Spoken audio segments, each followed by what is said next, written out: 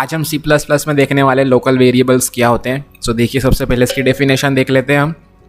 A local variable is a variable that is declared within a block और function and only accessible within a specific part of a programme.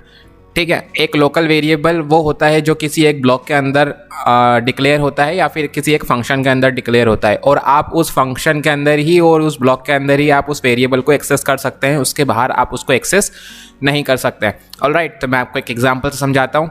देखिए, यहाँ पर आप generally header file बनाते हैं एक programme के अंदर और यूजिंग नेम स्पेस std देते हैं।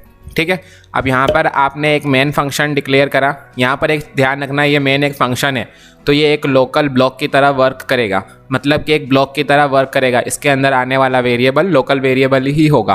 अब मैं आपको बताता हूँ कि क्या होता है लोकल वेरिएबल।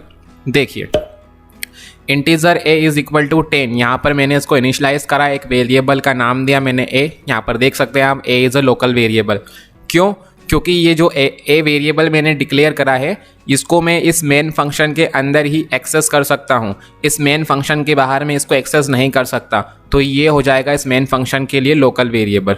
ये वेरिएबल a इस मेन फंक्शन के लिए लोकल वेरिएबल होगा और ये एक ब्लॉक की तरह काम करेगा। इस a वाले वेरिएबल को मैं out of the main function में इसको यूज़ नहीं कर सकता। ठीक है, देखिए यहाँ पर a can be accessed only in this area, मतलब ये ब्रैकेट स्टार्ट होने से लेकर तो ब्रैकेट एंड होने तक के ही आप इस के अंदर ही आप इस वेरिएबल को एक्सेस कर सकते हैं। तो ये a वेरिएबल इस मेन फंक्शन के लिए एक लोकल वेरिएबल की तरह वर्क करेगा, एक ब्लॉक की तरह।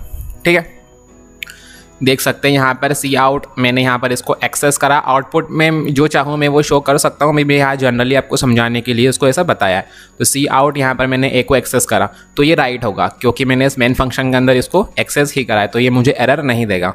अगर मैंने एक फंक्शन बनाया void fun नाम का और इसके ब्रैकेट स्टार्ट करें और एंड करें, एक मिनट, इसके मैंने ब्रैकेट स्टार्ट करें और एंड करें यहाँ पर, अगर अब मैं इस मेन फंक्शन के अंदर इस a वाले वेरिएबल को एक्सेस करता हूँ तो यहाँ पर मुझे कंपाइलर एरर दे देगा, और एरर में देगा कि आपने इस मेन फंक्शन के अंदर a को डिक्लेयर नहीं कर रखा है। मतलब मुझे a को डिक्लेयर करना पड़ेगा इस void फंक्शन के अंदर, तब जाके मैं इस a को एक्सेस कर सकता हूँ। क्योंकि अब मेरा a वाला वेरिएबल मेन फंक्शन के अंदर है तो सिर्फ मैं इसको मेन फंक्शन के अंदर ही एक्सेस कर सकता हूँ।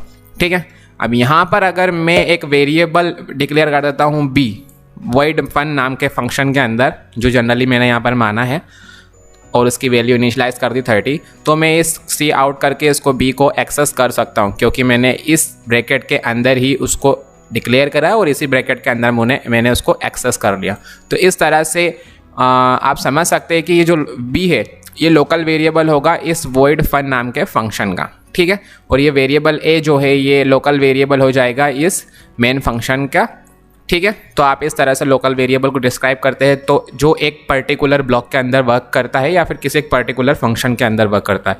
आप इस सिलेक्टेड वेरिएबल को जो किसी फंक्शन या वेरिएबल के अंदर डिक्लेयर है उसको आप आउट ऑफ द फंक्शन या out of the block you can not use this variables. Alright, so thank you so much, like the video, subscribe the channel and thank you.